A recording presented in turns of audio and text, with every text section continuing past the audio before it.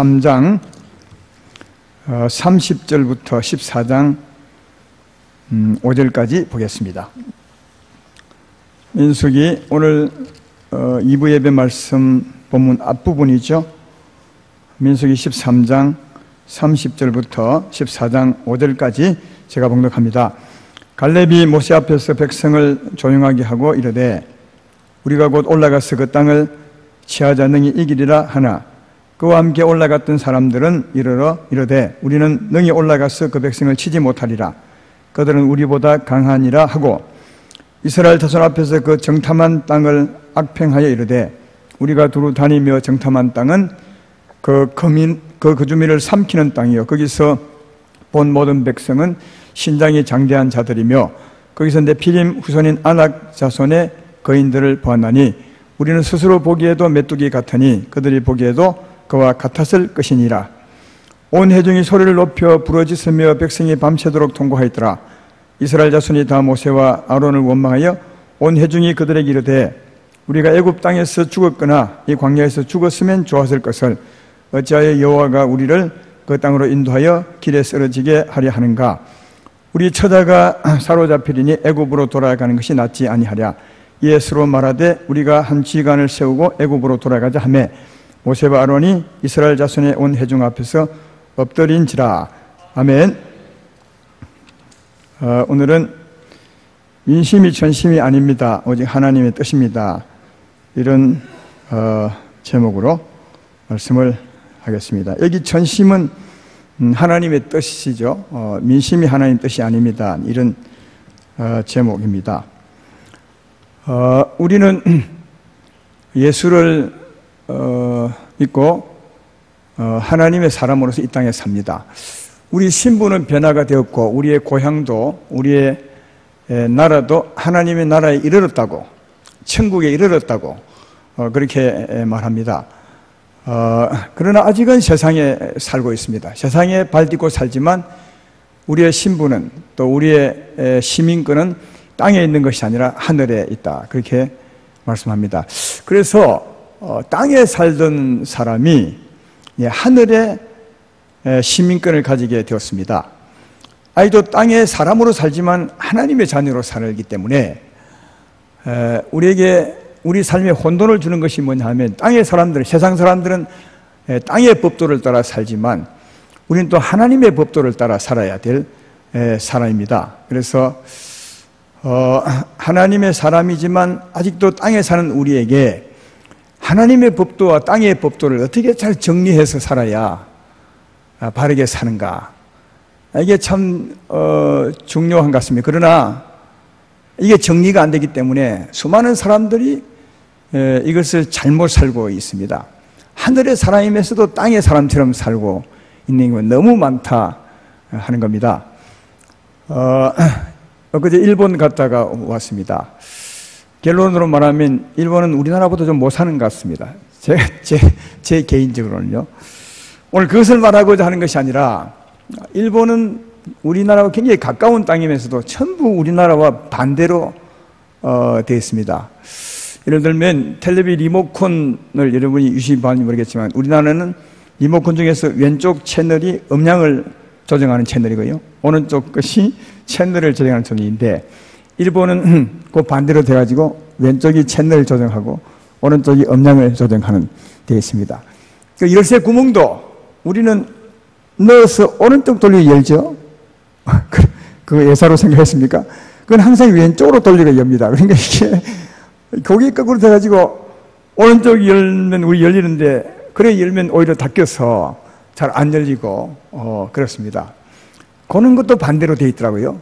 그리고 가장 크게 반대로 되어 있는 게 차선입니다. 우리는 오른쪽 차선으로 가고 왼쪽 차선으로 오지 않습니까? 근데 일본은 반대입니다. 왼쪽 차선이 가고 오른쪽이 오는 겁니다. 그래서 한동안 얼마나 당했는지 모릅니다. 좀 졸다가 일어나면 차가 오른쪽 오는 겁니다. 그러면 이걸 피하여 내가 운전 안 하지만 깜짝깜짝 놀랄 때가 있습니다.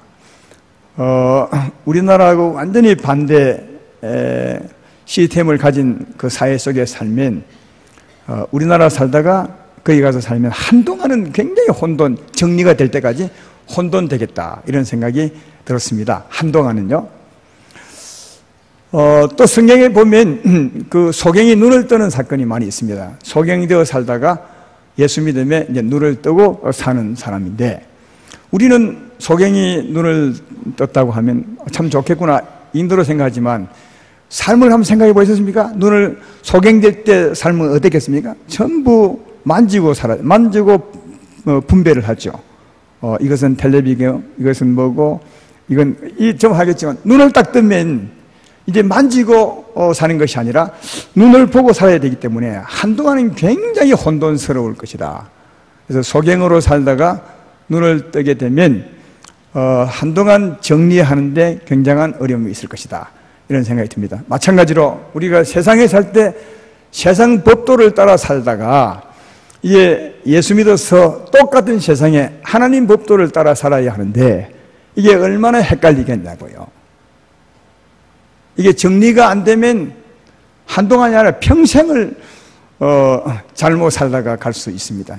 이게 빨리 정리가 되어야 바르게 살 수 있고 하나님이 기뻐하는, 즉 하나님의 법도를 따라 살아갈 수 있다 하는 겁니다.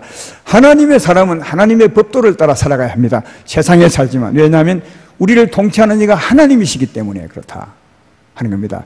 이 부분을 잘 정리해 보셔서 오늘 이후로 하나님의 기쁨이 되기를 소망합니다. 오늘 하루 들어가서는 안 될 것입니다. 그러나 앞으로 잘 정리해서 하나님의 기쁨이 되면 좋겠다, 그런 생각이 듭니다.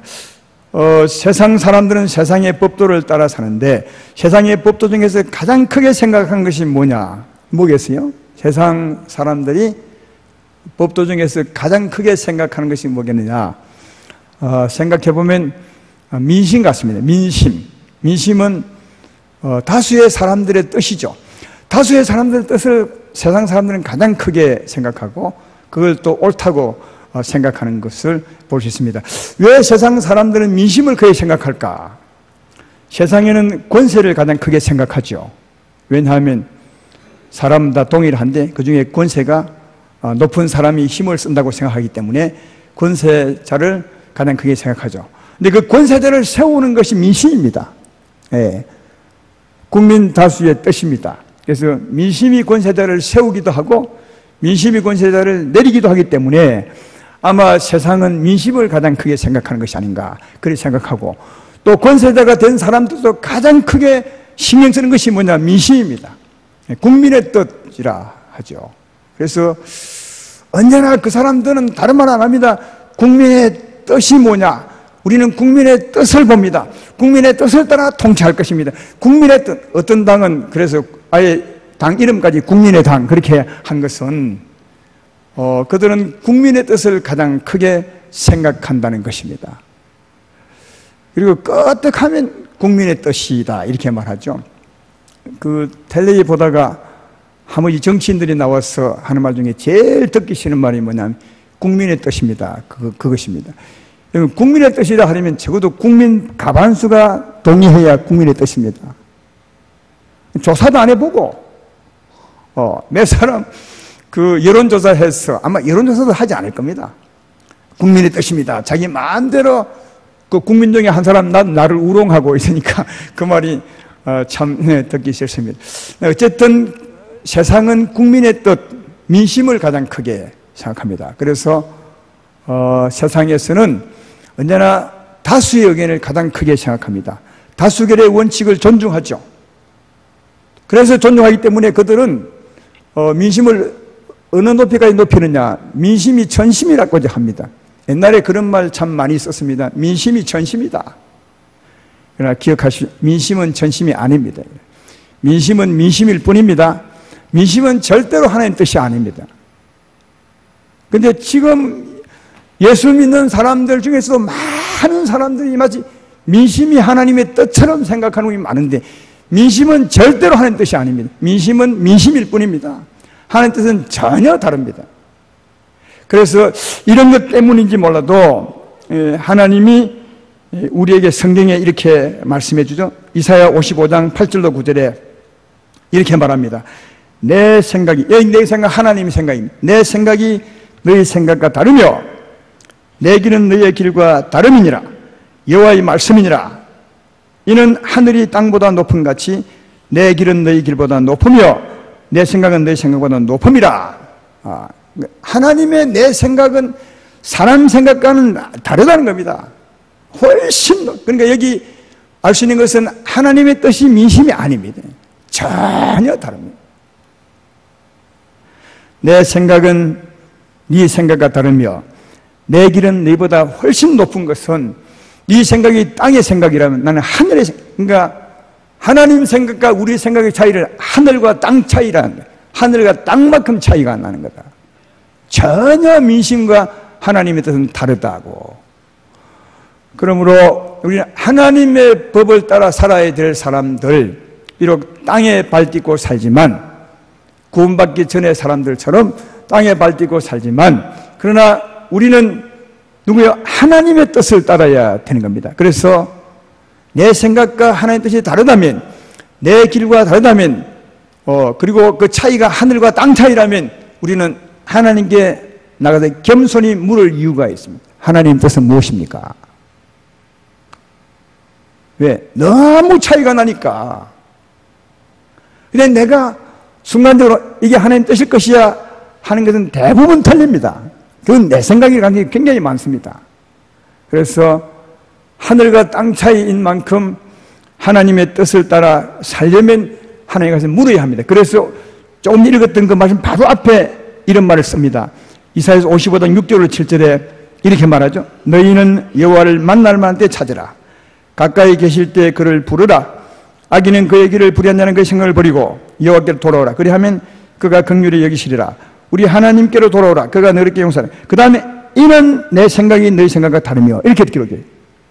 그러니까 이 말은 뭐냐 하면 내 생각과 너희 생각이 다르고 내 뜻이 니보다는 하늘 끝처럼 높다. 하늘과 땅 차이다. 그러므로 너는 내게 나와서 구하라. 내게 가까이 나와서 내 뜻을 구하라. 이런 말입니다. 그러니까 우리가 하나님의 사람으로서 하나님의 법도를 따라야 되는 사람들이라면 절대로 그냥 내 생각대로 행할 것이 아니라 하나님께 나와서 구해야 하는 겁니다. 그래야 하나님의 뜻을 알 수 있고 그 뜻을 따라 살아갈 수 있다 하는 것을 여기 말씀하고 있습니다. 이사야서 55장 전도서 5장 2절에도 이렇게 말씀하죠. 너는 하나님 앞에서 함부로 입을 열지 말며 급한 마음으로 말을 내지 말라. 하나님은 하늘에 계시고 너는 땅에 있음이라. 그런데 마땅히 말을 적게 할 것이라. 하나님은 하늘에 계시고 너는 땅에 있음이 무슨 뜻입니까? 니하고 나하고 차이가 많이 난다는 겁니다. 네 생각하고 내 생각하고 차이가 많이 난다는 겁니다. 그죠? 그러니까 함부로 말하지 마라. 그래서 마땅히 말을 적게 하라. 왜 말을 적게 하느냐? 말을 많이 할수록 자꾸 우리는 틀린 말을 하는 겁니다. 내 말을 하는 것이니까. 네가 말할수록 하나님을 거역하고 하나님 뜻을 어기고 하나님을 떠나게 되는 것이다. 그래서 말을 하지 말라. 가능하면 하나님께 묻고 그 뜻을 찾아서 말하고 살아야 될 것이다. 이 말 이해되시죠? 함부로 말하지 말라. 하나님은 하늘에 있고 너는 땅에 있음이라. 가능하면 말을 적게 하라. 이 하라는 이유를 알겠죠? 말을 할수록 우리는 틀린 말을 하게 되기 때문에 가능하면 말하지 말고 하나님의 뜻을 찾아서 하라. 잘 안 됩니다, 이게. 사람이 입이 달렸고 할 말은 있는데 누가 묻기도 하는데 당신이 어떻게 생각합니까? 하는데 말 안 할 수 있습니까? 그때 우리 생각을 물을 때 그냥 말합니다. 내 생각을 말하죠. 하나님 뜻은 아닙니다. 내 생각입니다. 그 참 말을 안 하기도 못해요. 근데 참 말을 많이 합니다. 근데 그때 말하십시오, 그냥. 시원하게. 저도 옛날에 말 참 많이 했던 것 같아요. 요즘은 조금 조심하는데 참 말 많이 했. 근데 말 많이 하면서 많이 얻어맞았던 것 같아요. 지금 생각해보면. 쓸데없는 말 무척 했던 것 같아요. 진짜로. 목사님 내가 엄청나게 했던 것 같아요. 비판도 많이 하고. 근데 지나고 보면 엄청 얻어맞았던 것 같아요. 그래서 이 말씀은 참 높은 수준을 요구하는 말씀 같아요. 그러니까 나도 이 설교하면서 내가 지나온 일을 본다면 여러분 보고 말하지 말라 이렇게 말 못할 것 같아요. 말 많이 하십시오. 미안합니다. 이 말 합니다. 그러나 많이 얻어맞으십시오. 그래서 어찌하든지 잘 조정해서 진짜 말이 적은 사람이 되는 게 맞는 것 같아요. 제가 볼 때 그렇습니다. 이런 말은 그런 말 같아요. 그러나 이 말의 진짜 의도는 하나님 뜻이 옳다는 겁니다. 그 하나님의 뜻은 네 생각과는 다르다는 거예요. 민심과는 전혀 다른 거다. 오늘 여러분이 꼭 알아야 될 것은 하나님의 뜻은 내 생각과 다른 거구나. 이것만 알고 가면 설교 잘 들은 겁니다. 예. 그 이상 들으면 더 좋겠지만, 그리고 하나님의 뜻은 세상의 법도와는 천지 차이라는 것을 알면 참 좋을 것 같습니다. 그래서 어렵지만 우리는 하나님의 뜻을 따라 살아야 합니다. 왜냐하면 그 뜻이 수준이 높습니다. 그리고 그 뜻이 옳습니다. 옳다는 말이 뭐냐 하면, 옳다는 말은 그 말씀을 받고 살아갈 때 하나님이 보상을 한다는 겁니다. 예를 들면 그 말이 옳다고 하는데 그 말대로 살았는데 아무런 보상이 없다면 그 말이 뭐 옳은 것입니까? 네, 하나님은 그 말이 수준 높고 옳은데 그 옳은 말씀을 따라 살면 하나님이 보장을 한다는 겁니다. 그래서 그 말이 옳은 겁니다. 그래서 하나님은 믿음에 대해서 이렇게 설명하잖아요. 히브리서 11장 6절에 믿음이 없이는 하나님을 기쁘시게 하지 못하나니 하나님께 나아가는 자는 반드시 그가 계신 것과 그가 자기를 찾는 자들에게 상 주시는 이심을 믿어야 해요. 그가 자기를 찾는 자에게 상 주는 이 말은 뭐냐면 하나님 말씀을 믿고 가면 하나님 말씀대로 은혜를 베풀어 주신다. 그러니까 하나님의 뜻을 믿고 가면, 하나님의 뜻을 따라가면 하나님 반드시 보상을 한다는 거죠. 그래서 하나님 말씀을 따라 살아야 된다는 겁니다. 보상이 있는 것입니다. 그 뜻이 옳은 것입니다. 그래서 우리들은 하나님 말씀을 따라 살아야 하는 이유가 여기에 있습니다. 오늘 본문을 읽은 것은 이 내용을 설명하고자 함이 아니라 결론적으로 말하면 민심이 전심이 아니라는 것을 말씀하는 겁니다. 이 말씀을 수없이 들었으니까 간단히 말씀하겠습니다. 정탐을 갔다 왔으면 12명이에요. 근데 2명은 말하기를 그 땅이 참 좋고 좋지만 사람들이 크고 그 성읍은 견고합니다. 그러나 우리가 치면 이길 수 있습니다. 하나님이 계시기 때문입니다. 이게 두 사람의 정탐 보고에 대한 반응이고요. 또 남은 10명은 땅은 좋지만, 물론 여기는 악평도 했지만요, 땅은 좋지만 그 사람이 강하고 성읍은 견고해서 우리는 이기지 못합니다. 그래서 치러 못 갑니다. 이렇게 했습니다. 그러니까 이 10명의 말을 듣고 백성들이 그날 밤에 울음바다가 통곡을 하게 되었습니다. 여기서 보면 두 사람도 똑같이 보고하고 10사람도 똑같이 보고했습니다. 반응은 다르게 말해요. 근데 왜 사람들은 10사람의 말을 때 크게 생각하느냐? 왜 그럴까요? 이게 세상에 살아왔던 삶 때문에 그렇습니다. 세상은 언제나 많은 사람의 의견을 최고 옳다, 다수결의 의견을 옳다고 합니다. 그래서 백성 모든 사람이 10사람의 말을 훨씬 더 크게 들은 겁니다. 이 세상의 영향입니다. 그래서 10사람 말을 크게 듣고 통곡하며 그들이 어떻게 했느냐? 우리가 다시 애굽으로 돌아가자 한 지휘관을 세우고, 그렇게 그게 그 당시의 민심이었습니다. 다시 말해 한 사람의 지도자를 세워서 다시 애굽으로 돌아가, 이게 그 당시의 민심이었다고요. 그러나 이 민심이 전심은 아니라는 거예요. 왜? 하나님의 뜻은 돌아가는 것이 아니라 두 사람의 말처럼 그 땅을 치러 들어가는 것이었습니다. 그게 하나님의 뜻이었습니다. 그러나 민심은 다시 지도자를 세워서 애굽으로 돌아가는 그것이 민심이었습니다. 모든 백성이, 여호수아, 갈렙, 모세, 아론, 아마 그 가족들 제하고 전부 다 200만이라는 사람들을 한번 생각해 봐요. 200만이라면 딱 200만 아니지만 한 199만 9,900명은 전부 반대, 전부 다 돌아가자. 그러니까 민심이 겁났습니다. 지도자를 받고 돌아가자. 그러나 그 많은 사람들이 그래도 하나님의 뜻은 아니었다는 거예요. 하나님의 뜻은 치러 들어가는 거예요.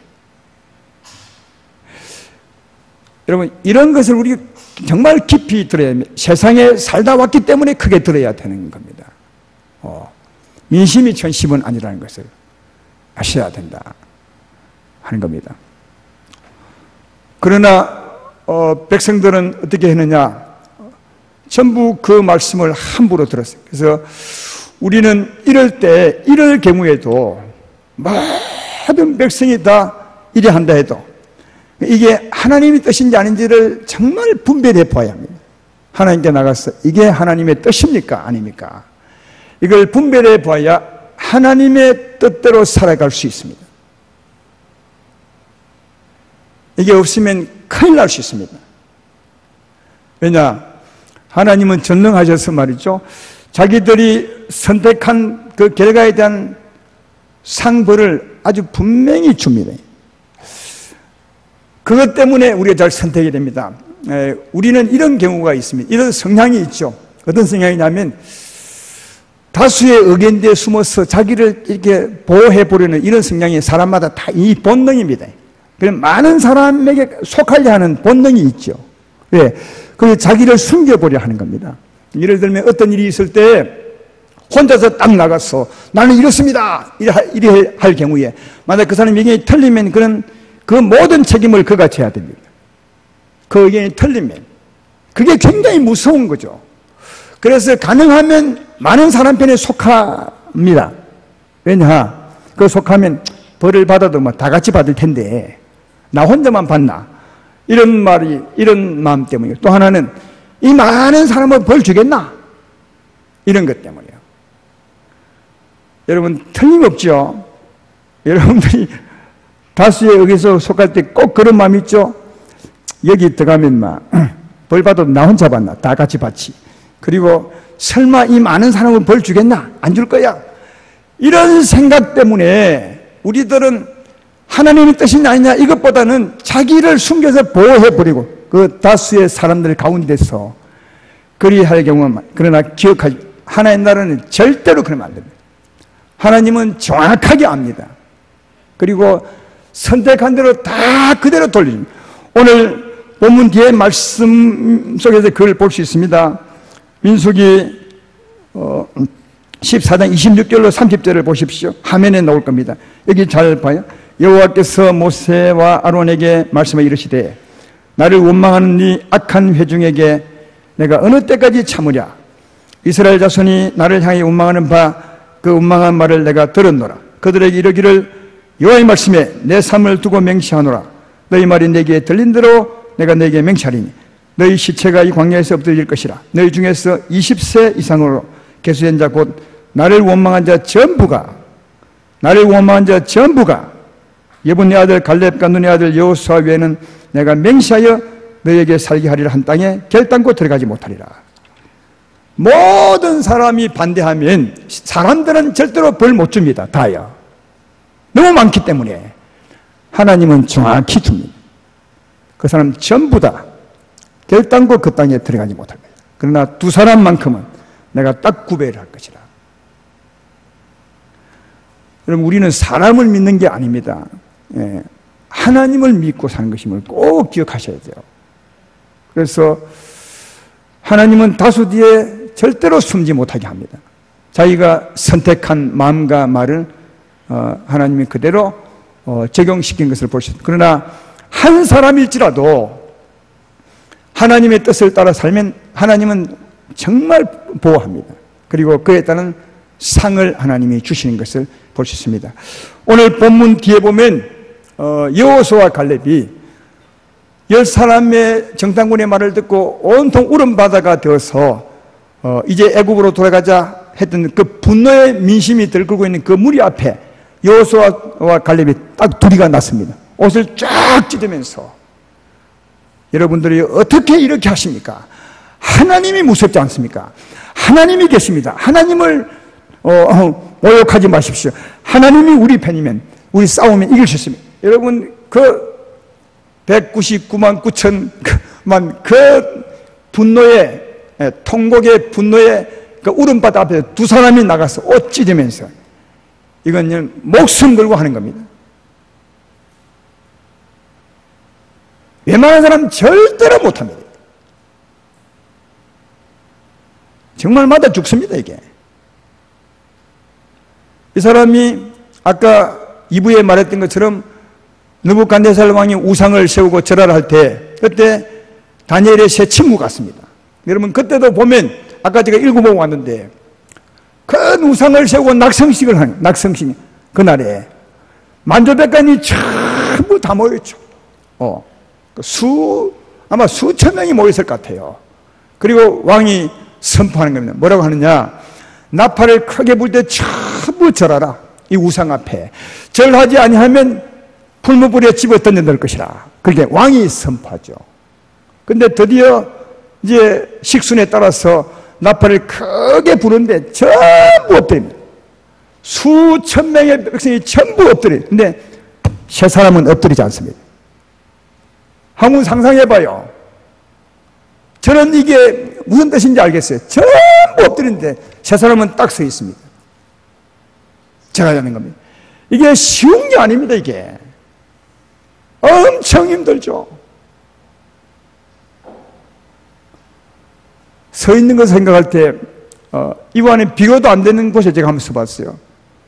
우리 아버지 돌아가셨을 때 시골 사람들은 안 믿는 분들이라 그 시신 앞에 쫙 서서 절하죠. 뒤에는 또 막 동네 사람이 쫙 와 있고요. 나는 믿는 목사잖아요. 이제 다 절하는데 나는 서 있어야 했습니다. 전부 막 뒤에서 욕합니다. 저놈 호로 자식 아이가 미안해. 그 사람들 말이에요.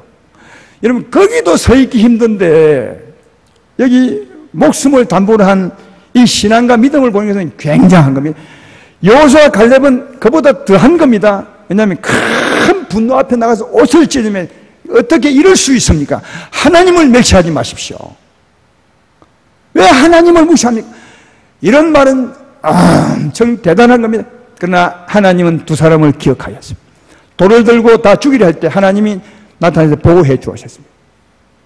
이 두 사람은 갔다 온 땅으로 내가 다시 인도해 드릴 것이라 하나님 분명히 약속하였습니다. 그러니까 하나님 앞에서는 다수가 힘이 안 되는, 다수가 자기 보호처가 안 되는 겁니다. 한 사람이라도 하나님이 보호해 주시고 그에 대한 상을 주시는 것을 볼 수 있다 하는 겁니다. 여러분 이런 용기 있는 사람들에 대해서 누가복음 12장에 이런 말씀하죠. 누가복음 12장 32절에 화면에 안 나올 겁니다. 적은 무리여 무서워하지 말라. 너희 아버지께서 그 나라를 너에게 주시기를 기뻐한다. 바로 이런 사람을 향해서 말하는 거예요. 적은 무리여 무서워하지 말라. 하나님 믿음으로 주의 뜻을 따라 목숨 걸고서는 너희를 무서워하지 말라. 하나님 너를 지킬 것이고 그 믿음에 대한 보상 하나님 나라를 주기를 기뻐한다. 이렇게 말씀하는 겁니다. 그러므로 사랑하는 여러분, 민심이 전심이 아닙니다. 그리고 절대로 다수 뒤에 숨어서 그걸 힘으로 삼지 마십시오. 하나님 앞에서는 그게 절대로 통하지 않습니다. 하나님의 뜻을 따라 살아야 된다는 사실을 잘 알 수가 있습니다. 용기를 내시기를 바랍니다. 주의 말씀에 설 수 있는 용기를 내시기를 주의 이름으로 축원합니다. 하나님이 그를 보호하시고 인도하는 사실을 잘 알 수가 있습니다. 이 하나님 뜻보다 민심을 더 크게 생각해서 신세 망친 사람이 있습니다. 여러분도 잘 아시죠? 누구죠? 사울 왕입니다. 전에 우리가 배웠던 것처럼 하나님이 사울 왕에게 말씀했습니다. 아말렉 사람을 전부 진멸해라. 사람으로부터 어린아이까지 여자까지 다, 그리고 짐승까지 다 진멸하라. 그래서 이 사울이 하나님의 명령을 받아 나가서 다 진멸하고 있는데 전쟁에 이기고 있는데 그 백성들이 사울 왕에게 말합니다. 와서 말하기를 사울 왕이요, 왜 다 죽입니까? 좋은 것은 가져가서 하나님께 제사를 드리면 하나님이 더 기뻐하지 않겠습니까? 왜 죽이시면 죽이지 마십시오. 그래서 사울이 안 죽입니다. 좋은 것을 다 남깁니다. 왕도 사로잡아 옵니다. 왜냐하면 그 당시에 왕을 사로잡아오는 그 전과가 가장 큰 전과입니다. 그 왕을 사로잡아 오고 좋은 것을 가지고 오죠. 여러분 그때 사울은 굉장히 갈등했음을 볼 수 있습니다. 어떤 갈등인지 아십니까? 하나님은 죽이라 하는데 백성은 죽이지 말라 하는 겁니다. 이거 어째야 되냐고요. 여러분 같으면 어떻게 하겠어요? 그렇게 말하겠죠. 죽이죠. 우리는 지금이야 쉽지만 그 행편에 서면 과연 쉬울까요? 수많은 백성이 와서 왕이여 죽이지 마십시오. 우리는 죽인 것을 반대합니다. 하나님은 말씀했지만 보이지 않고 백성은 보입니다. 그 소리가 들려옵니다. 그때 과연 하나님 말씀 듣기가 쉽겠냐고요? 쉽지 않습니다. 그 고민의 흔적을 볼 수 있는 말씀이 있습니다. 사무엘상 15장 24절에 이렇게 말합니다. 사울이 사무엘에 이르되 내가 범죄하였나이다. 내가 내가 여호와의 명령과 당신의 말씀을 어긴 것은 내가 백성을 두려워하여 그들의 말을 청종하였습니다. 백성이 굉장히 무서웠다는 겁니다. 여러분, 왜 백성이 무서웠을까요? 사울 왕에게? 금방 이해할 수 있어요. 사울 왕이 가만히 생각하면 백성이 자기 위해 싸우시고 백성이 있어야 왕이 있는 것이고 백성이 왕을 세운다고 생각하기 때문에 그런 겁니다. 지금 이 나라 왕들처럼 말이죠. 백성이 나를 세운다고 생각하기 때문에 그렇습니다. 그래서 사울 왕은 하나님 말씀보다 민심을 크게 생각하사 다 죽이지 않고 좋은 것을 잡아오게 되죠. 근데 중요한 건 이것 때문에 사울 왕이 망합니다. 그 다음에 이렇게 말하면 사무엘상 15장 25절에 바로 뒤에 이어서 사무엘이 사울에게 이르되 나는 왕과 함께 돌아가지 아니하리니 이는 왕이 여호와의 말씀을 버렸으므로 여호와께서 왕을 버려 이스라엘 왕이 되지 못하게 하였습니다. 이 사건 때문에 버림을 받습니다. 하나님 말씀보다 민심을 크게 생각했으므로 사울이 하나님을 버리게 되므로 하나님도 사울을 버렸습니다. 근데 참 아이러니하잖아요. 왜냐하면 사울은 백성이 자기를 지키고 백성이 세운다고 생각했기 때문에 백성을 더 두려워했는데 하나님보다. 근데 실제로 누가 사울을 세우고 사울을 내린 것입니까? 하나님이에요. 하나님이 세웁니다. 하나님이 내립니다.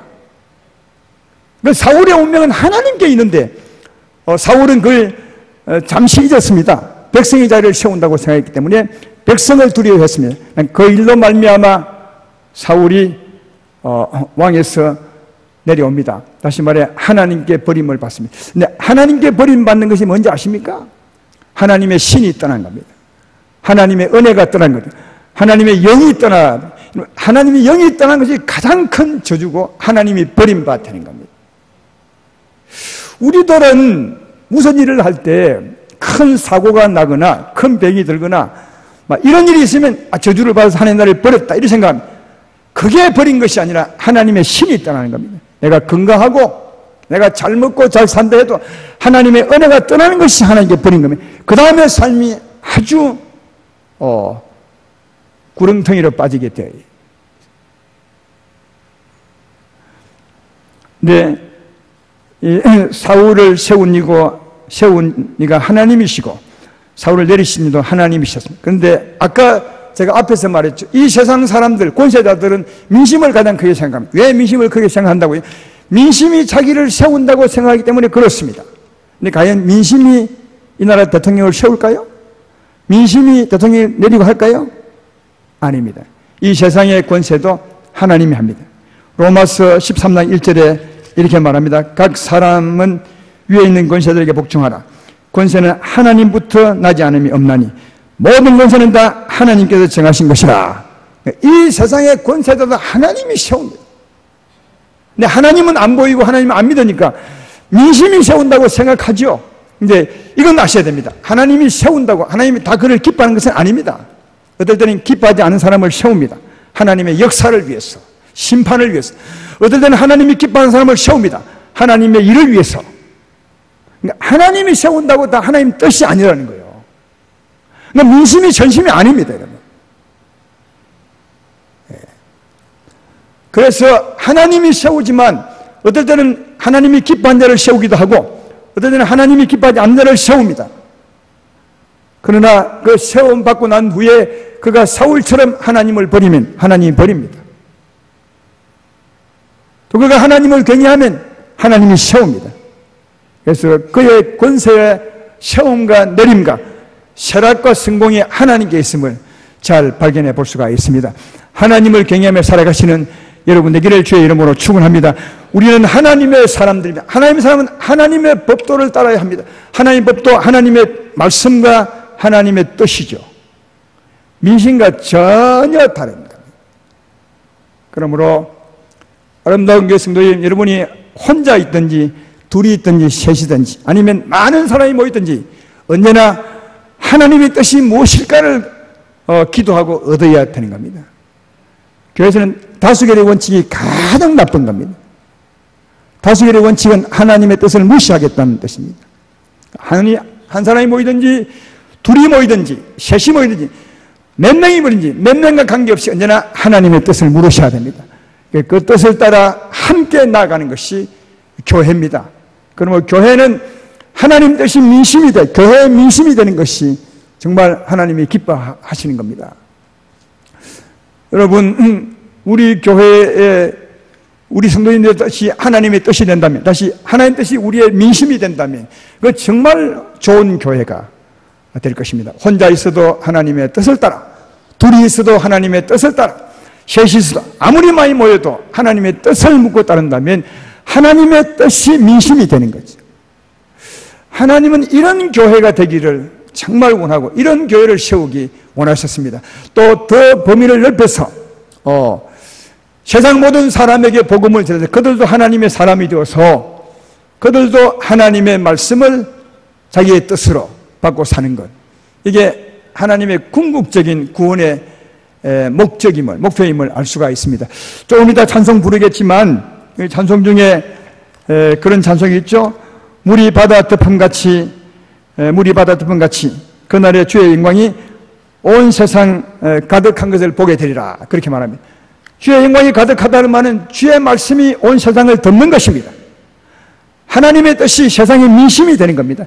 그때까지 우리는 복음을 전하는 것이고 이걸 위해서 예수님이 십자가를 진 것을 알 수 있고 우리를 주의 도구로 삼은 것을 발견해 볼 수가 있습니다. 그러므로 사랑하는 여러분, 오늘 다 몰라도 괜찮다고 했죠. 하나님의 뜻과 내 뜻은 다를 수가 있습니다. 하나님의 뜻은 굉장히 높고 고상합니다. 그래서 때때로 볼 때 우리가 판단해 볼 때 이건 진짜 이치에 맞지 않는 뜻일 수가 있습니다. 아니, 이치에 맞지 않는 내용이 많습니다. 그러나 하나님 뜻이 될 수 있습니다. 그 뜻을 따라 살 때 하나님은 그런 사람에게 그때대로 보장을 해 줍니다. 따라서 하나님 뜻을 따라 사는 자가 가장 복 있고 가장 행복하고 가장 든든하다는 사실을 알 수가 있는 바, 그 무엇보다도 하나님의 뜻을 따라 살아가는 복 있는 여러분 되기를 주의 이름으로 축원합니다.